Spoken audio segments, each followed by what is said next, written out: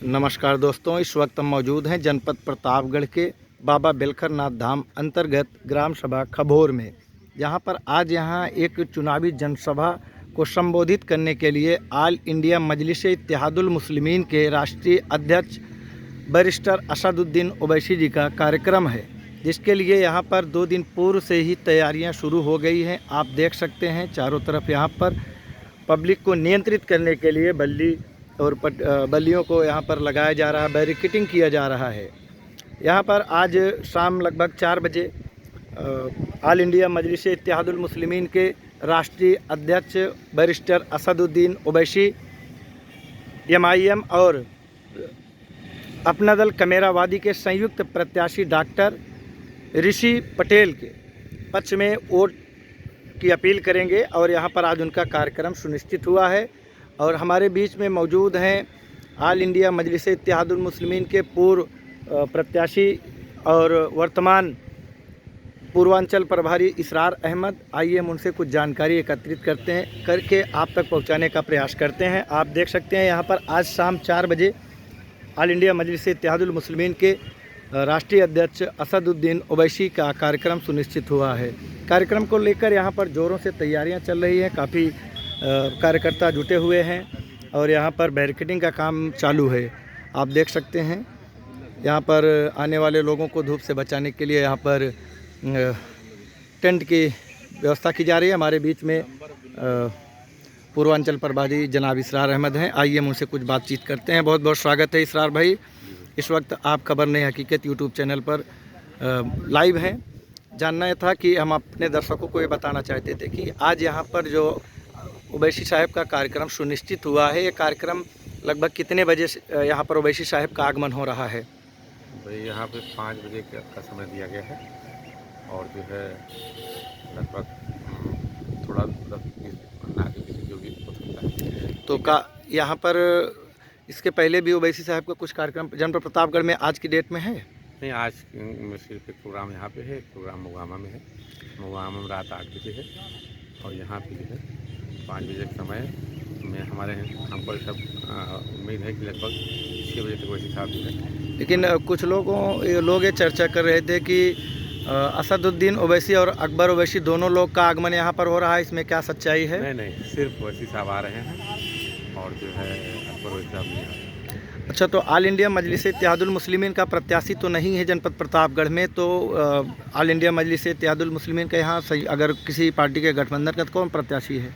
असल में इस इलेक्शन में एक गठबंधन बना है PDM पिछड़ा दलित मुस्लिम जी। ये PDM गठबंधन का जो है नेतृत्व कर रही हैं पल्लवी पटेल जी, स्वर्गीय सोनिया पटेल जी की पुत्री हैं जी।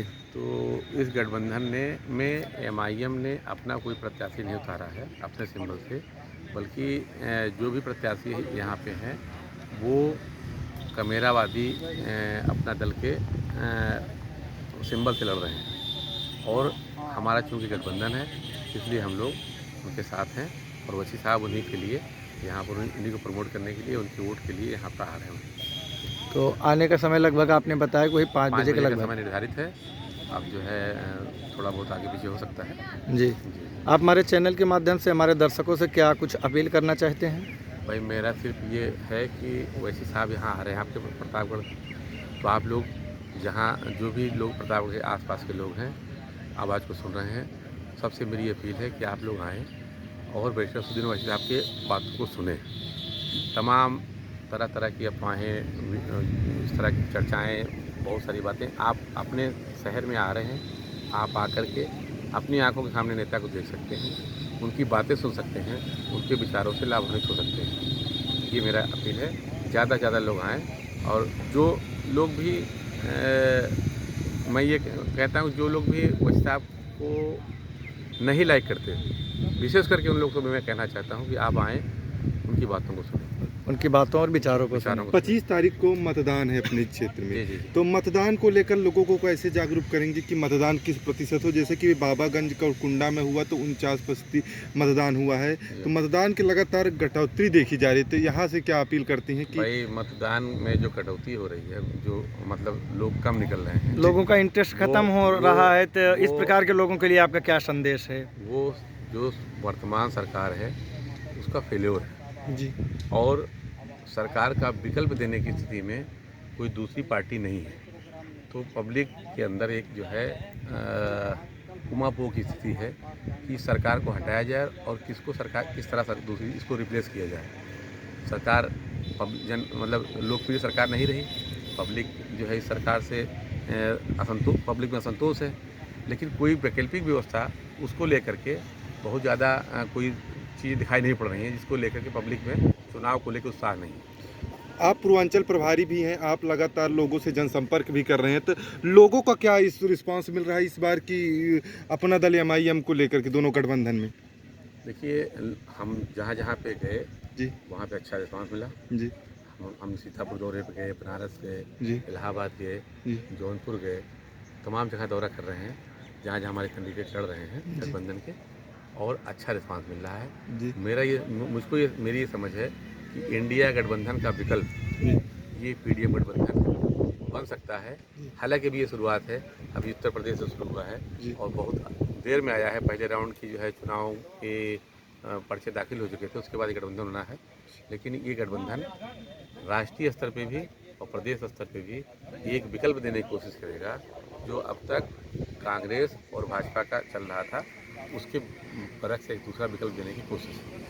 कल प्रतापगढ़ में दो महान नेता रहे, एक समाजवादी पार्टी के राष्ट्रीय अध्यक्ष अखिलेश यादव और दूसरा भाजपा के गृह मंत्री अमित शाह आ रहे हैं, तो इसको लेकर क्या हो सकता है कि दोनों लोग अपनी पार्टियों को काफ़ी बढ़ा चढ़ा के बता रहे हैं? तो एक तरफ 400 पार का नारा है, तो एक तरफ हो रहा है कि इस बार कोई परिवर्तन देखा जाएगा। वो जो 400 पार का नारा है ना जी वो दरअसल जैसे पेट्रोल की कीमत 100 रुपये हो गई है, जी उसके बारे में बता रहे हैं कि 400 उसका दाम बढ़ जाएगा। जी यानी आपके कहने का मतलब है कि वो जो 400 वो पार का 400 मतलब है पार कि इस वो- बार सरकार बनी तो पेट्रोल 100 नहीं 400 पार हो जाएगा। उसका मतलब है, जी वो सीटों का मतलब नहीं है। जी सीटों तो इस बार सरकार बचाने की स्थिति में नहीं है भारतीय जनता पार्टी। जी आप खुद ही देख रहे हैं कि क्षेत्र में टहल रहे होंगे, कहीं बताइए किसी भी सीट पे भाजपा कोई उस तरह का मामला है?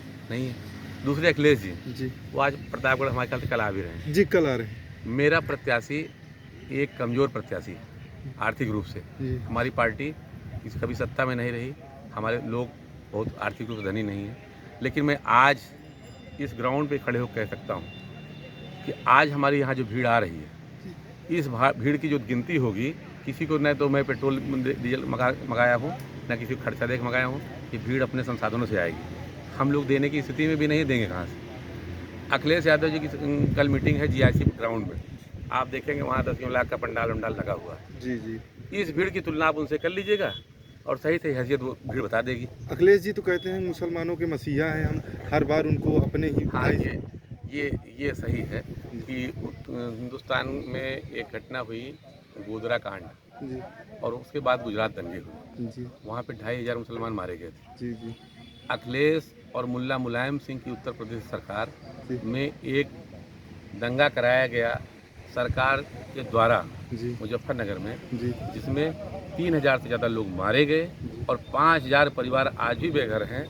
इतने बड़े मसीहा हैं कि 200 किलोमीटर दूर बैठकर मुजरा देख रहे थे, यही मसीहा हैं। मैं दूसरा सवाल ये पूछना चाहता हूँ कि पिछले 1 साल 2 साल 3 साल पिछले कितने सालों पहले आपने अखिलेश के मुंह से लफ्ज़ मुसलमान सुना था? चुनाव कैंपेन चल रहा है, क्या किसी रैली में किसी मीटिंग में अखिलेश को आपने मुसलमान लफ्ज़ इस्तेमाल करते देखा? अखिलेश की बाप की हैसियत नहीं थी। तो क्या वजह हो सकती है कि मुसलमानों का नाम लेने से कतरा रहे हैं? तो असल में- क्या वजह हो सकती है? असल में उनको ये लगता है कि मुसलमान हमारा बदुआ मजदूर है। पहले कांग्रेस को भी ऐसा लगता था, जब कांग्रेस रिजीम था मुसलमान कांग्रेस छोड़ देता था। जिस दिन से मुसलमान ने कांग्रेस को छोड़ा, खत्म हो गए ना। ये आखिरी चुनाव है। पिछले लोकसभा चुनाव में सपा बसपा सब मिलके साथ में थे, 5 सीटें निकली थी, जिसमें से 3 सीटें मुस्लिम बहुल क्षेत्रों से मुसलमानों ने निकाली थी। कहाँ गया इनका यादव लैंड? हैसियत में नहीं थे यादव लैंड से चुनाव लड़ने के लिए, आजमगढ़ आए थे अपनी सीट बचाने के लिए अखिलेश यादव। 5 सीट निकली थी, सपा और बसपा का गठबंधन था, जी 11% अलग हो गया। अब आप ये बताइए कि किस स्थिति में है, कैसे लड़ाई में है ये। कांग्रेस के पास कई वोट है? कांग्रेस तो वैसे डूबता हुआ जहाज है, पूरे उत्तर प्रदेश में एक सीट निकाले, बहुत बड़ी बात है। उसका राष्ट्रीय अध्यक्ष जो है चुनाव हार रहा है, अमेठी से तीसरी मरतबा हार गया, हैसियत में लड़ने के भाग गया छोड़ करके वायनाड मुस्लिम इलाके में। समाजवादी पार्टी पिछला जो रिकॉर्ड 5 का है उसको भी पूरा करने नहीं जा रही है। अब आप वहाँ संसाधन चिल्लाते रहे कि हम सरकार बनाएंगे, भाई हमारी हैसियत थोड़ी सी है, मैं चिल्लाऊँ कि सरकार में रिप्लेस करने जा रहा हूँ दिल्ली की, तो उस तरह की बात है समाजवादी पार्टी की। समाजवादी पार्टी पूरे उत्तर प्रदेश में इस चुनाव में समाजवादी के गठबंधन, इंडिया गठबंधन 5 सीटें पार करने की स्थिति में नहीं। ये आज 10 दिन बाकी है, गिनती आएगी, देख लीजिए। हाँ, 4 जून को चुनाव है और मतगणना है 4 जून को। आप खुद बताइए कि सपा बसपा का गठबंधन था, जी पूरा मुस्लिम समाज, जी भाजपा को तो वोट नहीं दिया था ना, जी। इन्हीं को दिया था ना, तब आप 5 सीट पाए, उसमें से 3 मुसलमान थे। आज आप किसके भरोसे लड़ रहे हो? बसपा हट गई, 11% दलित आपसे अलग हो गया, 11% शुद्ध दलित आपसे अलग हो गया। किसके दम पे आप जीतोगे? कहाँ से जीतोगे? अखिलेश क्यों नहीं लड़ रहे हैं चुनाव? इसीलिए लड़ नहीं रहे हैं कि बूता नहीं है चुनाव जीतने का, इसलिए नहीं लड़ रहे। क्यों नहीं लड़ रहे? आपकी क्यों नहीं लड़ रहे भाई? पिछली बार लोकसभा लड़े थे ना, आपकी क्या नहीं लड़ रहे? हैसियत नहीं है जीतने की। 5 सीट निकलना, पिछली बार निकली थी ना, आपकी 5 सीट नहीं निकलेगी। अभी 3 दिन पहले मायावती ने शनिदेव में जनसभा को संबोधित किया। उनके प्रत्याशी प्रज्ञेन मिश्रा थे। उन्होंने कहा कि इस बार बसपा प्रत्याशी जो है बहुत अच्छे बहुमत से जीत रही है और हर किसी को टक्कर दे रही है क्षेत्र में। भाई देखिए, हम जो है मायावती जी के बारे में इसलिए नहीं कहना चाहते कुछ जी कि आपने देखा कि ये अभी आम चर्चा में है कि अमित शाह सेट कर रहे हैं कि बसपा कौन प्रत्याशी होगा।